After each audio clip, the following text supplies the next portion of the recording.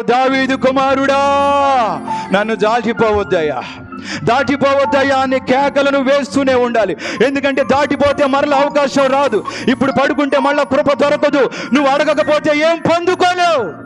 ఏడు, కన్నీళ్లు కార్చు, రోధించు, వేధించు. రోడ్డు పక్కన ఉన్న గుడ్డివాడు, ఈ అవకాశం పోతే నాకు రాదు మరలా, ఈ అవకాశం పోతే నాకు రాదు మరలా ఆయన ఇటు వైపు వస్తాడో రాడో. దావీదు కుమారుడా, గమ్మునుండమని చెప్తున్నారు, అరవద్దని చెప్తున్నారు, మానక అరుస్తున్నాడు, కన్నీళ్ళతో కేకలు వేస్తున్నాడు. దాటిపోవద్దయ్యా. యేసు నిలిచి వానిని పిలిచి దగ్గరకు వచ్చాక పుట్టి గుడ్డివాడైన ఆ వ్యక్తికి చూపునిచ్చి ఆయన నిన్ను కూడా పిలవబోతున్నాడు యేసు ప్రభువారు. నీ దగ్గరకు వచ్చి నిలవబడబోతున్నాడు యేసు ప్రభువారు.